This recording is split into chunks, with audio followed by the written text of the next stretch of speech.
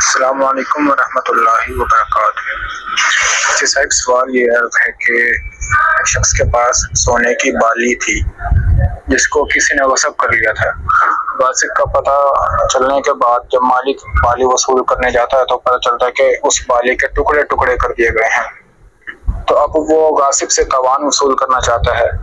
तो सवाल ये है कि तावान किस अंदाज में वसूल करेगा? क्या उस बाली की कीमत चांदी के हिसाब से चांदी में लगवाकर चांदी वसूल करेगा, या फिर डायरेक्ट पैसे भी ले सकता है, उस बाली की कीमत जितनी बनती थी उसके पैसे वसूल कर लेगा उससे? इसके बारे में वजाहत फरमा दें। अस्सलाम वालेकुम वरहमतुल्लाहि वबरकातुहू।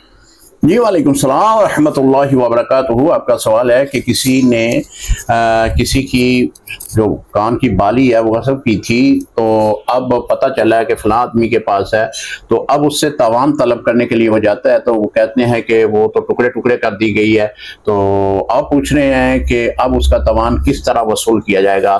जी, अगर वो मिन व अन वो बाली देता है तो फिर वो बाली ही ली जाए।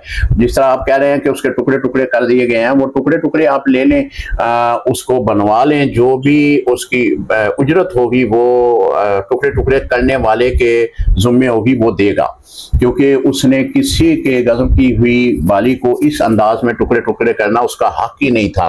तो गज़ब करना भी हक नहीं था, बहरहाल उसने कर दिया, तो इस सूरत में वो उसकी मजदूरी देने का मजाज होगा। अगर आप चांदी की सूरत में लेते हैं, उसकी कीमत के बराबर चांदी ले लेते हैं, तो शरई तौर पर आपको इजाज़त है, आप चांदी भी ले सकते हैं। अगर आप उसकी रकम वसूल करना चाहते हैं तो रकम वसूल करने की भी शरई तौर पर आपको इजाज़त है, आप रकम भी वसूल कर सकते हैं। अस्सलामु अलैकुम रहमतुल्लाहि व बरकातुहू।